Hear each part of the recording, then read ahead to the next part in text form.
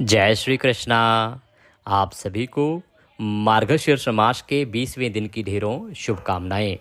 प्रिय दर्शकों, आज मार्गशीर्ष मास का 20वां दिन है और आप श्रवण कर रहे हैं मार्गशीर्ष मास महात्म्य। मार्गशीर्ष मास महात्म्य जो कि भगवान नारायण के द्वारा कहा गया है।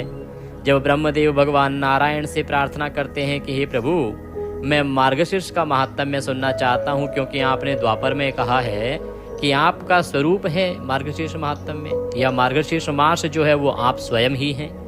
तो इतना क्या महत्व है, किन कारणों से आपने ऐसा कहा कि आप स्वयं ही मार्गशीर्ष मास हैं। तब भगवान से जब प्रार्थना करते हैं ब्रह्मदेव, तो भगवान नारायण प्रसन्न होकर कहते हैं कि हे ब्राह्मण, आओ मैं तुम्हें संपूर्ण मार्गशीर्ष मास महात्म्य श्रवण कराता हूँ, जिसका श्रवण करने मात्र से ही मनुष्य का उद्धार हो जाता है। ये महात्म्य कार्तिक मास महात्म्य से 1 करोड़ गुना अधिक पुण्य देने वाला है।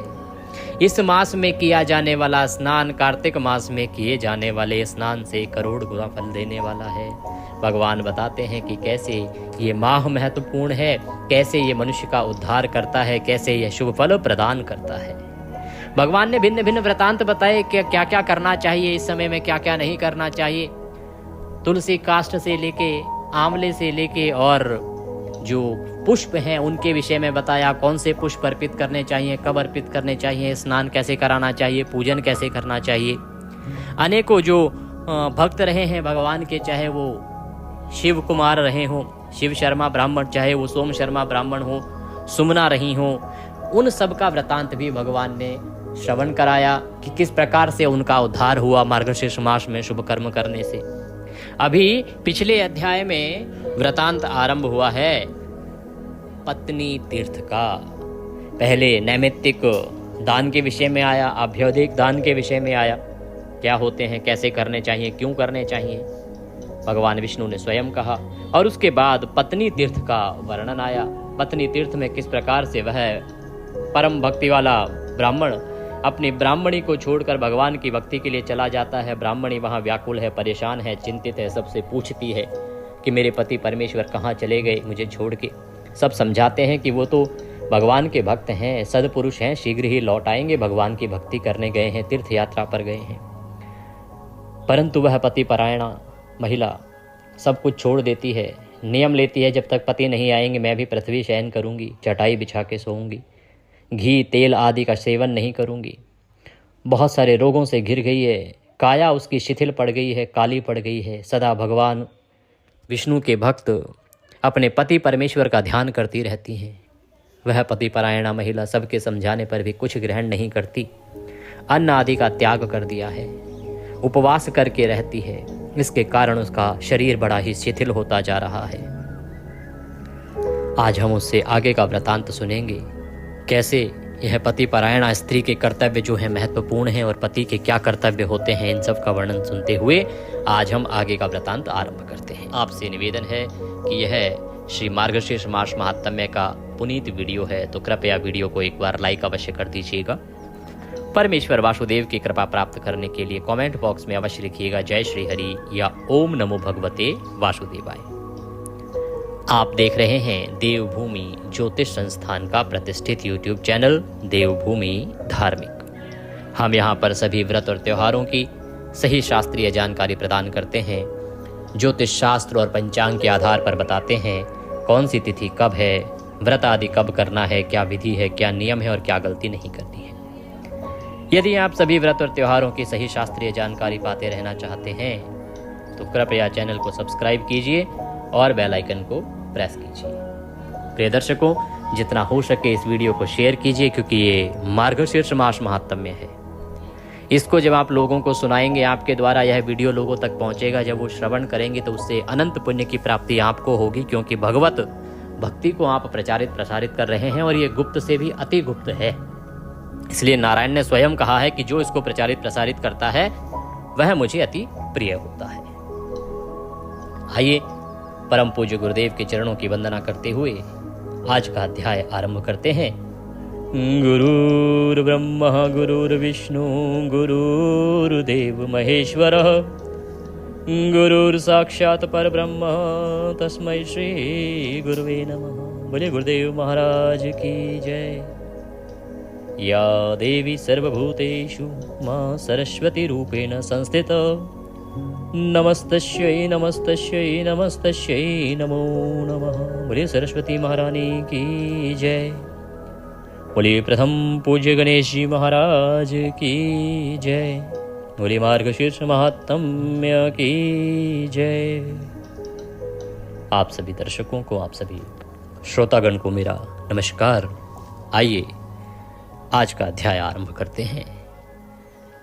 तो जब देवी शुक्ला समझाती हैं सखियों को कि आप कहती हैं कि मैं प्रसन्न रहूं, सब कुछ सेवन करूं, यह अनुचित है। पति के प्रति क्या कर्तव्य हैं पत्नी के, उनके विषय में बताती हैं। तो सखियां पूछने लगती हैं कि हे महाभागे, ये रानी सुदेवा कौन थी, उनका आचार विचार कैसा था, यह हमें बताओ। तो शुक्ला बोली, सखियों पहले की बात है, अयोध्यापुरी में मनुपुत्र महाराज इक्ष्वाकु राज्य करते थे। वे धर्म के तत्वज्ञ, परम सौभाग्यशाली, सब धर्मों के अनुष्ठान में रत, सर्वज्ञ और देवता तथा ब्राह्मणों के पुजारी थे। काशी के राजा वीरवर महात्मा देवराज की सदाचार परायणा कन्या सुदेवा के साथ उन्होंने विवाह किया। सुदेवा सत्यव्रत के पालन में तत्पर रहती थी। पुण्यात्मा राजा इक्ष्वाकु उनके साथ अनेक प्रकार के उत्तम पुण्य और यज्ञ किया करते थे। एक दिन महाराज अपनी रानी के साथ गंगा के तटवर्ती वन में गए। वहां शिकार खेलने लगे। उन्होंने बहुत से सिंहों और शूकरों को मारा। वे शिकार में लगे ही हुए थे कि इतने में उनके सामने एक बहुत बड़ा शूकर आ गया। सुअर कहते हैं ना। तो वह शूकर उनके सामने आ निकला। उसके साथ झुंड के झुंड बहुत सारे सुअर आ गए। वह अपने पुत्र पौत्रों से घिरा था। आज उसके अनेकों बच्चे थे और उसके बच्चों के भी बच्चे हो गए थे। उसकी जो प्रियतमा थी शूकरी, वो भी उसके बगल में मौजूद थी।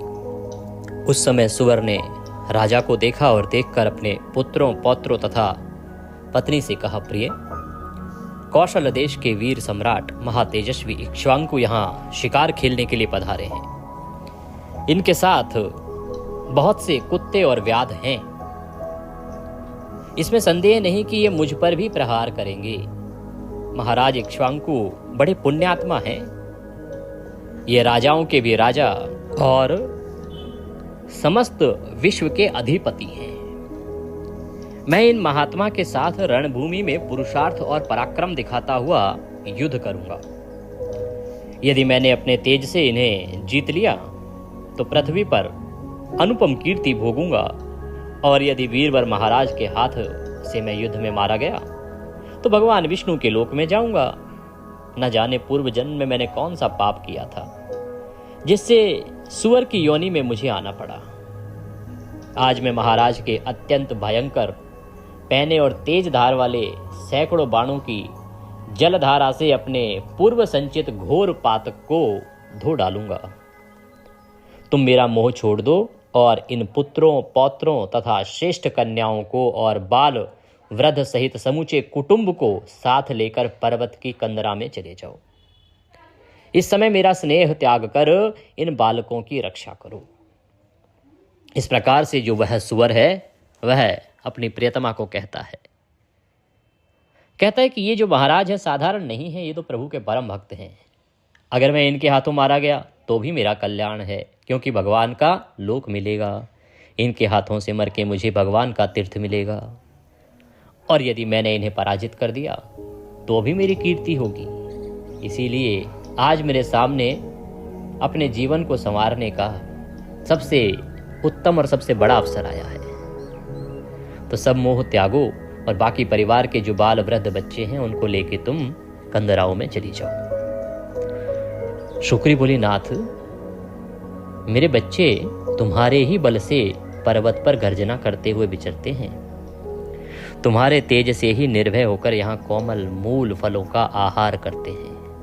महाभाग, बीहड़ वन में, झाड़ियों में, पर्वतों पर और गुफाओं में तथा यहाँ भी जो ये सिंहों और मनुष्यों के तीव्र भय की परवाह नहीं करते, उसका यही कारण है कि ये तुम्हारे तेज से सुरक्षित है। तुम्हारे त्याग देने पर मेरे सभी बच्चे दीन, असहाय, अचेत हो जाएंगे। तुमसे अलग रहने में मेरी भी शोभा नहीं है। उत्तम सोने के बने हुए दिव्य आभूषणों, रत्न, उपकरणों तथा सुंदर आभूषणों से विभूषित होकर और पिता, माता, भाई, सास, ससुर तथा अन्य संबंधियों से आदर पाकर भी पतिहीना स्त्री शोभा नहीं पाती।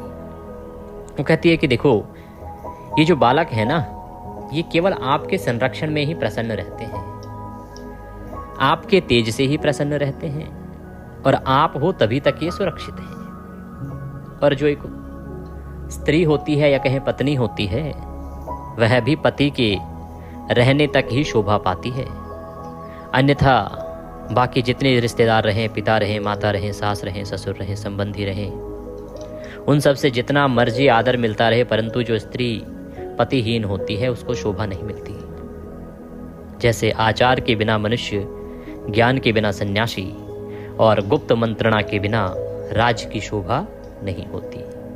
राज तभी चलता है जब गुप्त मंत्रणा होती है, और ज्ञान बिना सन्यासी के नहीं आता, और जब आचार अच्छा नहीं होता तो उसके बिना मनुष्य भी शोभा नहीं पाता। इसी प्रकार से पतिहीन पत्नी शोभा नहीं पाती। तुम्हारे बिना इस जीवन की शोभा नहीं हो सकती। प्रिय प्राणेश्वर, तुम्हारे बिना मैं अपने प्राण नहीं रख सकती। महामते, मैं सच कहती हूं, तुम्हारे साथ यदि मुझे नरक में भी निवास करना पड़े तो उसे सहर्ष स्वीकार करूंगी।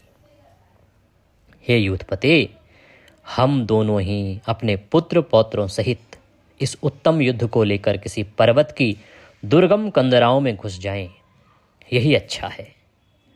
तुम जीवन की आशा छोड़कर मरने के लिए जा रहे हो। बताओ, इसमें तुम्हें क्या लाभ दिखाई देता है? सुर बोला, प्रिय, तुम वीरों के उत्तम धर्म को नहीं जानती। सुनो, मैं इस समय तुम्हें वही बताता हूं।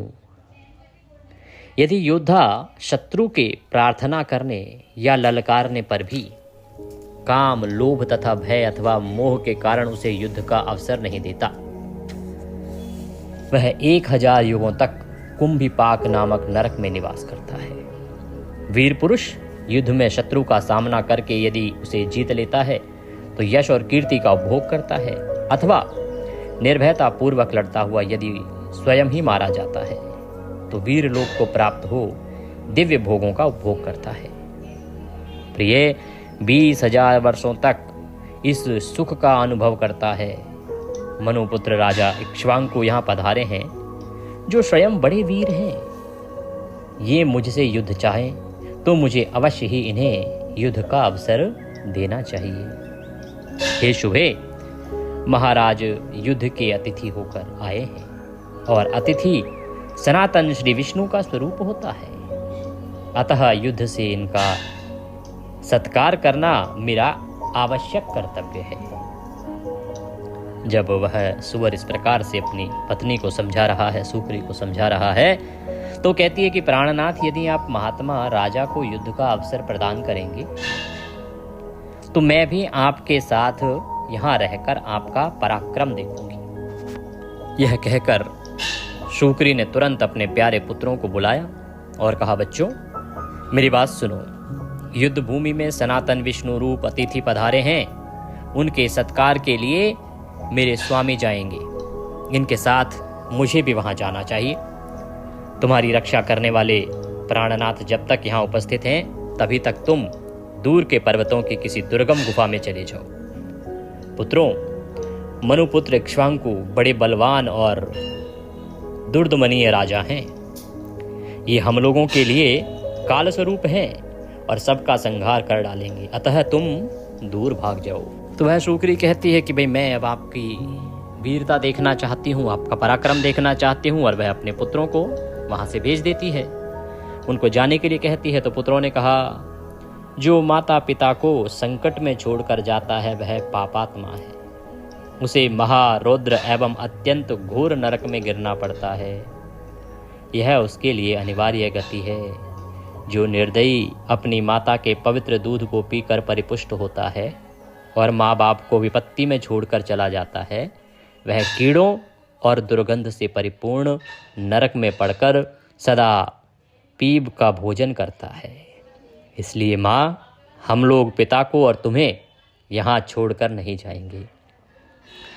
ऐसा निश्चय करके समस्त शूकर मोर्चा बांधकर खड़े हो गए। वे सभी बल और तेज से संपन्न थे। उधर अयोध्या के वीर महाराज मनु कुमार इक्ष्वाकु अपनी सुंदरी भार्या तथा चतुरंगणी सेना के साथ आखेट के लिए चले। उनके आगे आगे व्याध, कुत्ते और तेज चलने वाले वीर योद्धा थे। वे लोग उस स्थान के समीप गए जहां बलवान शूकर अपनी पत्नी के साथ मौजूद था। छोटे बड़े बहुत से शुअर सब ओर से उसकी रक्षा कर रहे थे। गंगा के किनारे मेरु पर्वत की तराइयों में पहुंचकर महाराज इक्ष्वाकु ने व्याधों से कहा, बड़े बड़े वीर योद्धाओं को शूकर का सामना करने के लिए भेजो। इस प्रकार महाराज की आज्ञा से भेजे हुए बलवान, तेजस्वी तथा पराक्रमी योद्धा हांका डालते हुए दौड़े और वायु के समान वेग से चलकर तत्काल शूकर के पास जा पहुंचे। वनचारी व्याध अपने तीखे बाणों तथा चमचमाते हुए नाना प्रकार के अस्त्र शस्त्रों से वीरों का बाना बांधकर खड़े हुए और उस वराह को बींधने लगे, अर्थात उस शूकर को बींधने लगे। यह देख वह यूथपति वराह अपने सैकड़ों पुत्र और पौत्र तथा बांधवों के साथ युद्ध के मैदान में आ धमका और शत्रुओं पर टूट पड़ा। वह बड़े वेग से उनका संहार करने लगा। व्याध उसकी पैनी दाढ़ों से घायल हो गए और घायल होकर समर भूमि में गिरने लगे। तदंतर शूकरों और व्याधों में भयानक संग्राम हुआ। वे क्रोध से लाल आंखें किए एक दूसरे को मारने लगे। व्याधों ने बहुतेरे शूकरों को और शूकरों ने अनेक व्याधों को मार गिराया। वहां की जमीन खून से रंग गई। कितने ही सुअर मर खप गए, कितने ही घायल हुए, कितने ही भाग भाग कर बीहड़ स्थानों, झाड़ियों, कंदराओं और अपनी अपनी मांदों में जा घुसे। यही दशा व्याधों की भी हुई। कितने ही मर गए, कितने ही सुअरों की पैनी दाढ़ों से आघात से कट गए और कितने ही टुकड़े होकर प्राण त्याग स्वर्गलोक को चले गए। केवल वह बलाभिमानी वराह अपनी पत्नी तथा 5-7 पुत्र पौत्रों के साथ युद्ध की इच्छा से मैदान में डटा रहा। उस समय शूकरी ने उससे कहा, नाथ, मुझे और इन बालकों को साथ लेकर अब यहां से चले चलो। शूकर कहने लगा, महाभागे, 2 सिंहों के बीच में सुअर पानी पी सकता है, परंतु 2 सुअरों के बीच में सिंह नहीं पी सकता। सुअर जाति में ऐसा उत्तम बल देखा जाता है। यदि मैं संग्राम में पीठ दिखाकर चला जाऊं तो उस बल का नाश ही कर दूंगा। मेरी जाति की प्रसिद्धि ही नष्ट हो जाएगी। मुझे परम कल्याणदायक धर्म का ज्ञान है। जो योद्धा काम, लोभ अथवा भय से युद्ध तीर्थ का त्याग करके भाग जाता है वह निसंदेह पापी है।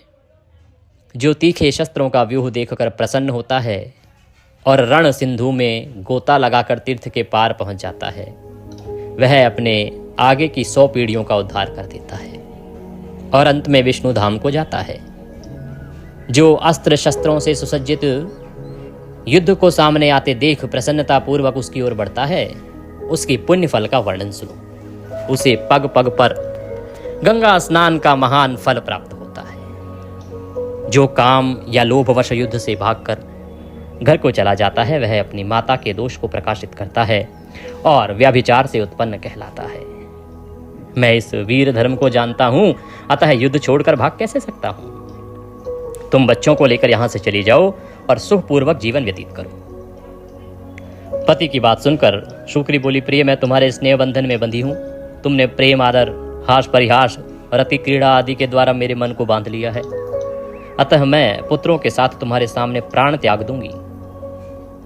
इस तरह बातचीत करके एक दूसरे का हित चाहने वाले दोनों पति पत्नी ने युद्ध का ही निश्चय किया।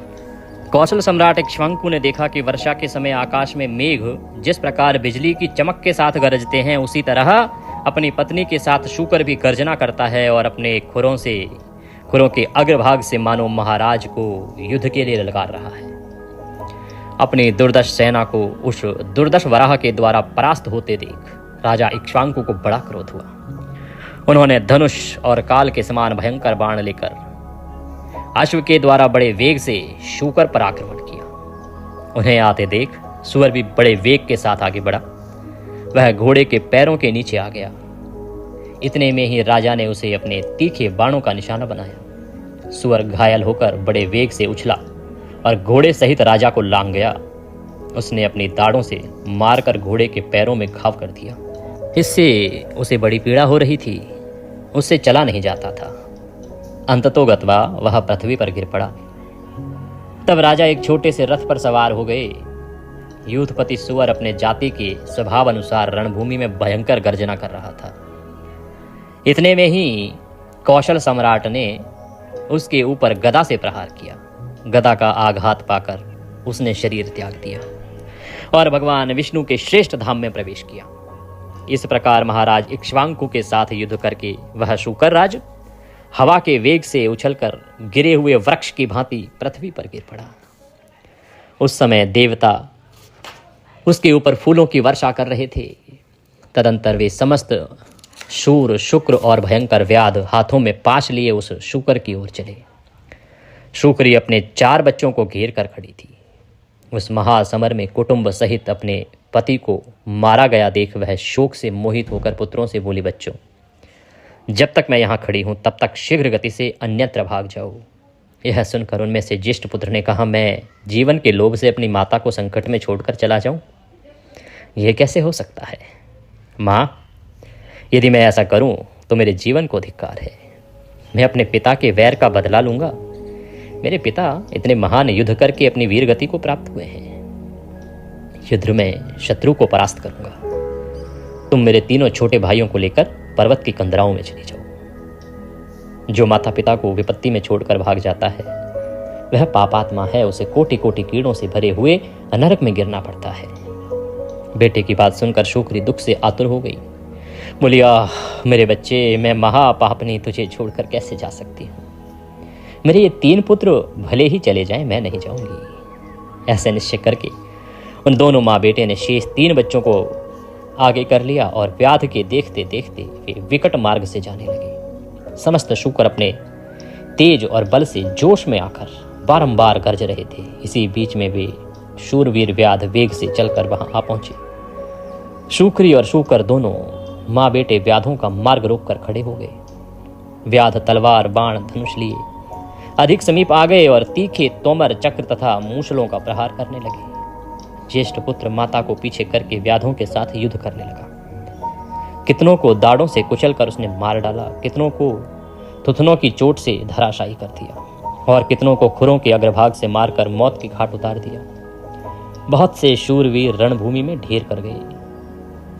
राजा इक्ष्वाकु संग्राम में सुअरों को युद्ध करते देख और उस पुत्र को भी पिता के समान ही शूरवीर जानकर इक्ष्वाकु संग्राम में उस सुअर से युद्ध करने के लिए स्वयं सामने आ गए। महातेजस्वी प्रतापी मनु कुमार के हाथ में धनुष बाण थे।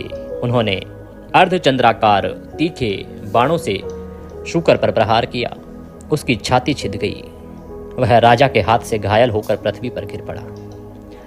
गिरते ही उसके प्राण पखेरु उड़ गए। पुत्र के शोक और मोह से अत्यंत व्याकुल होकर शूकरी उसकी लाश पर गिर पड़ी।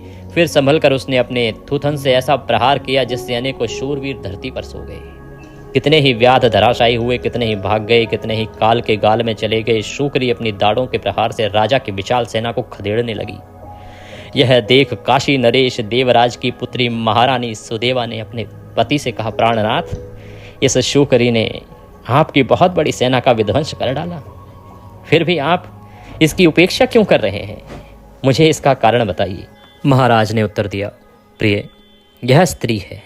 स्त्री के वध से देवताओं ने बहुत बड़ा पाप बताया है, इसलिए मैं इस शूकरी को ना तो स्वयं मारता हूँ और ना किसी दूसरे को ही इसे मारने के लिए भेज रहा हूँ। इसके वध के कारण होने वाले पाप से मुझे भय लगता है। यूँ कहकर महाबुद्धिमान राजा चुप हो गए। व्याधों में एक का नाम भार्गव था। उसने देखा कि शुक्री समस्त वीरों का संहार कर रही है। वह बड़े बड़े सूरमा भी उसके सामने टिक नहीं पाते हैं। यह देख व्याध ने बड़े वेग से एक पैने बाण का प्रहार किया और उस शुक्री को बींध डाला। शुक्री ने भी झपट कर व्याध को पछाड़ दिया। व्याध ने गिरते गिरते शुक्री पर तेज धार वाली तलवार का भरपूर हाथ जमाया। वह बुरी तरह से घायल होकर गिर पड़ी और धीरे धीरे सांस लेती हुई मूर्छित हो गई। रानी सुदेवा ने उस पुत्र वत्सला शुक्री को जब धरती पर गिरकर बेहोश होते और ऊपर को श्वास लेते देखा तो उनका हृदय करुणा से भर आया। वे उस दुखी के पास गई और ठंडे जल से उसका मुंह धोया, फिर समस्त शरीर पर पानी डाला। इससे शुक्री को कुछ होश आया। उसने रानी को पवित्र एवं शीतल जल से अपने शरीर का अभिषेक करते देख मनुष्यों की बोली में कहा, देवी, तुमने मेरा अभिषेक किया है, इसलिए तुम्हारा कल्याण हो। तुम्हारे दर्शन और स्पर्श से आज मेरी पाप राशि नष्ट हो गई। पशु के मुख से यह अद्भुत वचन सुनकर रानी सुदेवा को बड़ा आश्चर्य हुआ। वे मन ही मन कहने लगी, यह तो आज मैंने विचित्र बात देखी। पशु जाति की यह मादा इतनी स्पष्ट सुंदर स्वर और व्यंजन से युक्त तथा उत्तम संस्कृत बोल रही है। महाभागा सुदेवा इस घटना से हर्ष मग्न होकर अपने पति से बोली, राजन इधर देखिए, यह अपूर्व जीव है। पशु जाति की स्त्री होकर भी मानव की भांति उत्तम संस्कृत बोल रही है। इसके बाद रानी ने शुक्री से उसका परिचय पूछा। भद्रे, तुम कौन हो? तुम्हारा बर्ताव तो बड़ा विचित्र दिखाई देता है। तुम पशु योनि की स्त्री होकर भी मनुष्यों की तरह बोलती हो। अपने और अपने स्वामी के पूर्व जन्म का वृतांत सुनाओ। शुक्री बोली, देवी, मेरे पति पूर्व जन्म में संगीत कुशल गंधर्व थे। इनका नाम रंग विद्याधर था। कुछ लोग इन्हें गीत विद्याधर भी कहते थे। ये सब शास्त्रों के मर्मज्ञ थे। एक समय की बात है कि महातेजस्वी मुनिश्रेष्ठ पुलस्त जी मनोहर कंदराओं और झरनों से सुशोभित गिरिवर मेरु पर्वत पर निष्कपट भाव से तपस्या कर रहे थे। रंग विद्याधर अपनी इच्छा के अनुसार उस स्थान पर गए और वृक्ष की छायाओं में बैठकर गाने का अभ्यास करने लगे। उनका मधुर गीत सुनकर मुनि का चित्त ध्यान से विचलित हो गया। वे गायक के पास जाकर बोले, विद्वान, तुम्हारे गीत के उत्तम स्वर, ताल, लय और मूर्छना युक्त भाव से मेरा ध्यान से मन विचलित हो गया है। जब मन निश्चल होता है तभी समस्त विद्याएं प्राणियों को सिद्ध प्रदान करती हैं। मन एकाग्र होने पर ही तप और मंत्रों की सिद्धि होती है। इंद्रियों का ये महान समुदाय अधम और चंचल है। यह मन को ध्यान से हटाकर सदा विषयों की ओर ही ले जाता है। इसलिए जहाँ शब्द, रूप तथा युवती स्त्री का अभाव होता है, वहीं मुनि लोग अपने तप की सिद्धि के लिए जाया करते हैं। तुम्हारे इस संगीत में से मेरे ध्यान में बाधा पड़ती है।